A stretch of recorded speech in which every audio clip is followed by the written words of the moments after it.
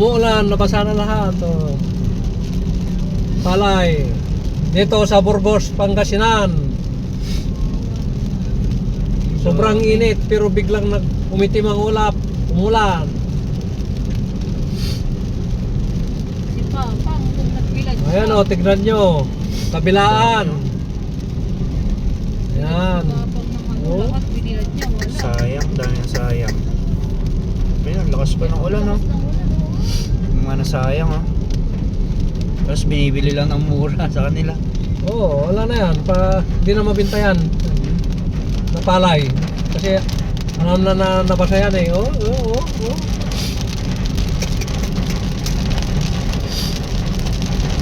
Ay, hindi nakakot, oh. Hindi na hapon. Baba ng ganun, no? Ganda, ganda ng panahon, biglang ulan. Oo, yan ang kalaban eh. Kawawa naman. Wala na, hindi na. Okay lang yung sako nila kung may plastic sa loob.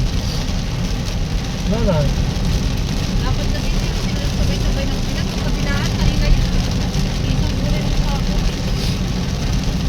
Nagbilad, wala naman. Sa Burgos pa lang tayo. Yung agro, nandyan lang sa kanan natin. Yan o. Dito nang galing yung ulan eh. Yung tinuturo ko kanina na may item. Dami Ayan, nasayang, ah. Yung may-ari na yan, nabiruin mo, ay papatay na yun.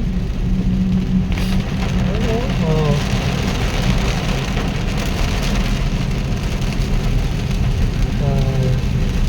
Yan ang yan ang kan. Masama si Sino, anong may-ari, mga nagbilad. Sayang yan. Ito, itambak. Yan. Palay na rin yan, no? Tinakpan na lang ng net.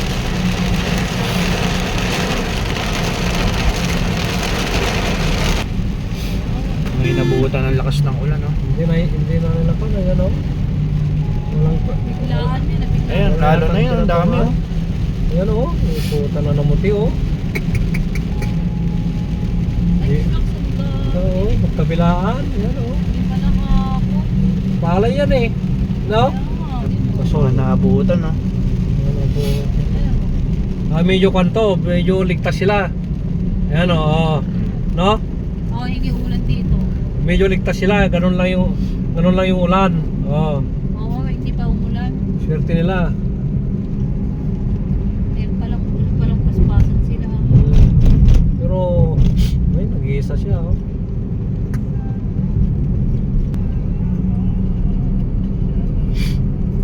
Hindi dumaan yung ano,